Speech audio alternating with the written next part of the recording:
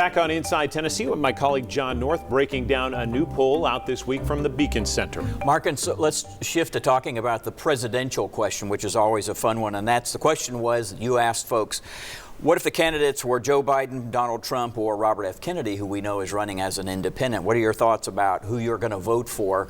I don't think anybody, well, probably most people are not too shocked by who is in red there. Talk about that a little.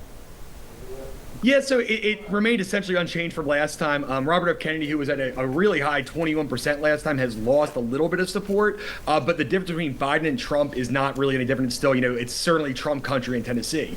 With that being said, there was another question later on in the poll that was interesting that said, when it comes to favorability, only 25% of Tennesseans have a more favorable opinion of Trump since the 2020 election, while 37% have a less favorable view of him. So people, even if they're voting for Trump, definitely have a less favorable opinion of him than they did 4 years ago.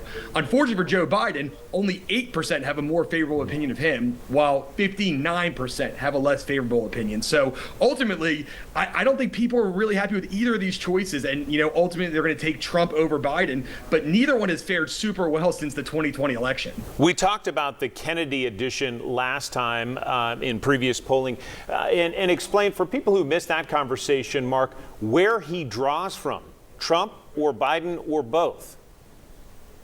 Yeah, the answer is both. He takes a lot from both sides. Ultimately, because Trump is winning by so much, he's taking a higher percentage away from Trump than it is for Biden. But like we said, Tennessee might not matter, but you have to see where that support's being pulled from Robert F. Kennedy in other states. Because ultimately, Biden or Trump could win the election because of what Robert F. Kennedy does. Most of the polling I've seen has seen him taking a little bit more from Trump, but there is states, I think Ohio specifically, where he took some away from Biden. So in Tennessee, it's pretty close to 50-50. He's taking a little bit more away from Trump, though, right now. Mark, moving on, then you all asked folks, well, okay, let's say Trump is not in the race. Who do you like next best then? And that's a really interesting spread. We've got one guy who sort of looms over everybody, assuming that he can hang in there for the next couple months. And then there's several people who are sort of clustered in there, or a couple and a not sure. What's that all about? Yeah, well, Ron DeSantis is the clear frontrunner, which is actually kind of surprising based on how much him and Trump have gone after each other in the last couple of months. But if Trump were to, be in jail, or if he decided not to run, DeSantis is the top choice for a lot of people. What's really interesting is that Nikki Haley gets almost no bump at all from Trump dropping out. Even though you see kind of the national media, she's kind of the Trump alternative. Right. When he drops out, she only gains 7%, while Vivek Ramaswamy goes from 2% to 18%. So it's pretty clear that Trump voters, if he were not to run, support both Ramaswamy and DeSantis at a much higher level than they do Nikki Haley. Does that also show you that voters may be paying pretty close attention to what's happening right now? Because that is a surprising move if you just look at the national conversation when it comes to these candidates. Absolutely. Vivek Ramaswamy has been very pro-Trump in these debates, despite people running against him. So I do think people are saying, hey, if my guy doesn't run for whatever reason, that this guy is more like him. He's been very positive towards Trump, where Nikki Haley has not been so much. So I do think people are really paying attention, even early on. Let's move to another question, and this has to do with the Democrats, and it's similar vein. If President Joe Biden decides not to run in the upcoming primary election, which of the following candidates would you most likely vote for? And you see who's ahead there, the vice president. That's right. Kamala Harris, despite, her approval ratings kind of being in the dumpster when you come to national polling, people really prefer her in Tennessee. Now, it's all close. And, you have Bernie Sanders right there, Hillary Clinton, the 2016 nominee. But the one that's the most interesting to me is Gavin Newsom, who is Don's Person of the Year, apparently. But, he's been viewed in the national media as this heir apparent if Biden were not to run, whether it's for age, whether he just doesn't want to, whether they push him out. But ultimately, Tennesseans don't see him that way.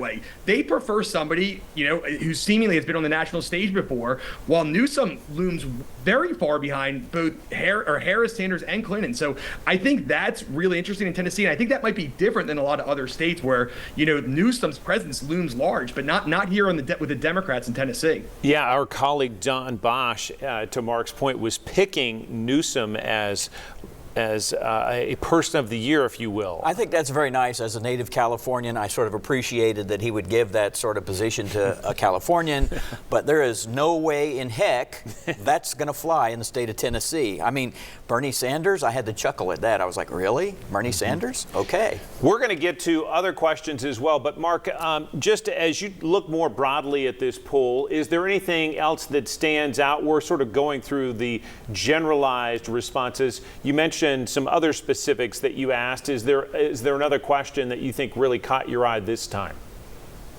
Well, I mean, I think looking at the legislature's approval while they were out was really interesting. That, yeah, despite them not being in, it seems like their approval kind of continues to go down. Only 38% of people approve of the legislature, and only 8% strongly approve of them, while 35% disapprove. So again, Republicans approve of the legislature by a wide 43-point margin. But in a state that we're talking about, Trump plus 24, plus 25, for the state legislature to only have a +3 approval rating is kind of interesting going into the session. Yeah, that is interesting, especially because it's a supermajority controlled by Republicans, as you referenced there. Mark, please stand by. We're going to come back to you with more questions about the Beacon Center poll. It's coming back right after this short break on Inside Tennessee.